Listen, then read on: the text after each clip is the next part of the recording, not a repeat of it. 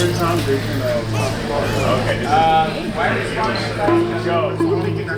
your voice and finger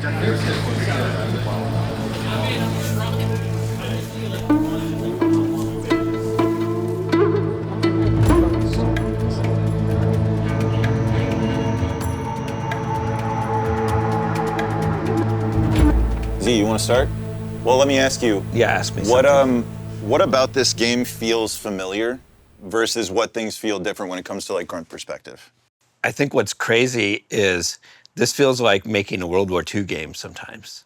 This is our opportunity for Big War, to bring it back and do it the modern warfare way. And to us, that means a large-scale battle, reclaiming a city. All of it's visceral, all of it's gritty, it's all grounded and ripped from the headlines, but we get to experience it in a variety of different ways.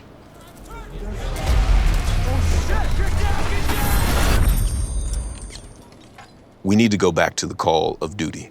So when the call of duty came about, it was your duty to serve your country, your duty to fight in the war for your country. So this time around, we were like, all right, we're gonna be in Korea. It's North versus South. What better place to go back to the roots of what Call of Duty is than that conflict? We dug into pretty hard the history of, North and South Korea, the reason that there's a, divide in the first place. Mm-hmm. And now we're getting to go back to that actual huge forces in direct conflict, two actual modern militaries. Like, what is Big War? What is Big War? What is right? Big, and you ask a person, everybody has a different identity of what Big War is. You can imagine the powder keg that's underneath, this place inherently. It's built in, unfortunately, but we got to explore that. When I was growing up, that was still very real, and so our campaign levels definitely adds that threat looming feeling to actually happening. So this story kind of is like, what if? The city of Hajin is a really important aspect of the story overall. When conflict breaks out on the Korean peninsula, this is where the conflict happens. North Korea invades this place first and takes this place. South Korea and North Korea was kind of part of the main story point of the single-player mission. So our aim is to make sure that we relive the experience for the players and be able to portray that and then show the aftermath of the story that would happen in the single-player. It's a place where our main characters, a lot of them, live. It's what they call their home, and we were really inspired to make sure that this place was as accurate as possible, make sure the people that were inhabiting it were as grounded and realistic as possible. I was able to dug up some of the old photos and references that I've actually lived in. These are some of the areas where you would find in the entertainment districts or some of the apartment sprawl districts. We went from the initial concept stages and pre-productions and then looking at the global art direction for the goal of the game. 저 집들을 싹 비워라! 모두 밖으로 내보내. 알겠나? The narrative team and Grigsby, they have dialogue coaches and they have their lines, and we got to review every single line to feel like if this person is from the southern region of South Korea, then they need to have a specific dialect. We needed to make sure those elements are there. It makes us get immersed into it because their lines are so good and their emotions through the acting is so good that we were we bought it right away. 뭐야? 잠깐만. 진짜? 야, 이거 누구야? 주파. 우탱. 형, 나도 들어보자. 기회 들어가는 거다. 입안이고. Hey, fellas, I don't got my subtitles on. Speak my language, please. If we can look at this, I actually wanted to see how many people we have in here, in the blockout. 2, 3, 4, 5. So 8 total? Yeah, I think we'll probably need to do more 12, because this has to be a battle. This has to be my guys might go flank fuck. over on the side. And then, yeah, exactly. This is a little more complicated than some of the other ones, but we'll get there. Yeah. One of the things that makes Modern Warfare 4 unique is it has multiple story threads. We get to experience different threads of the story through different characters and how they resolve the conflict that they come across. In South Korea, conscription is mandatory, which means all young people have to go into military service. We wanted to use that as a starting point for our character Park.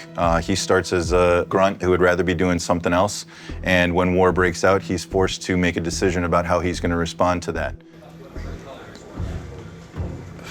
Just starting from that of like the value of choice or not having choice, and for Park, it's I think the line we used was like, or they didn't give me the option to sign up. They just told me when to show up. Exactly. Right. Yeah. But he decides how he leaves. As the story starts to unfold, it goes from I'm just hazing a new guy and doing my daily stuff to, okay, now I have to figure out how I'm going to help keep myself and my guys alive.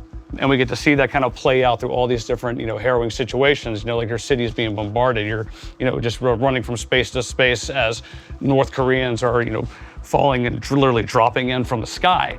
And so it's just like, you've never fired your gun at another person before. What does that feel like? What are you going to do mentally, to prepare yourself for no, it's time to, it's time to initiate combat, right? Like that's a tough decision to make. And so I think that was an interesting place to go with someone who didn't ask for this, who didn't sign up, for a war, but is faced with fighting through one.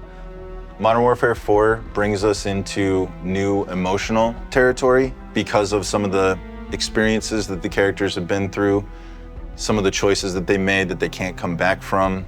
We get to build on a foundation that makes this new chapter something we've been building towards for a long time, and a story that we're really passionate about telling. Something like this. I think we'll turn this more into just like a full-on, as though it were a work table, workbench. all the way, workbench across. Yeah, when we first met Price in 2019, he taught us that a soldier draws the line wherever they need it. We get dirty and the world stays clean, right? And I think people found that enticing at the time. That was a different way to look at what the good guy is, or what the good guy has to do to make the bad guy scared of the dark. But here we are in Modern Warfare 4, and what is the evolution of that, right? Where do you take that to the end of the line, right? Now with Price, this is an operator that essentially, after the events of the last game, has turned into an outlaw, right? He doesn't have the same, security apparatus that he had. He doesn't have the same tools necessarily of his trade. But he's the type of man that's going to find the best tool for the job no matter what he has to do. And we're going to see really kind of how far he's willing to go in this game, what lines he's willing to cross. We are just as excited to see where these characters get to go as we are for people to experience it. If Valeria starts back here and goes up to there, I guess, right? Something like that. So. Yeah. They get out of the helicopter. Yeah. They open the door. She's like talking to him like, yeah, you better not miss it. And then they all get out and come up, and then we land here. Modern Warfare is synonymous to Infinity War, and we make it what it is for millions of people across the world. So for me, everything that we do and everything that we put in our game has to feel authentic. Who the characters are, the conflict they're thrown into, and the ways that they resolve that conflict is integral to what Modern Warfare is. And putting the player right in the middle of it. Putting the player right in the middle of the action.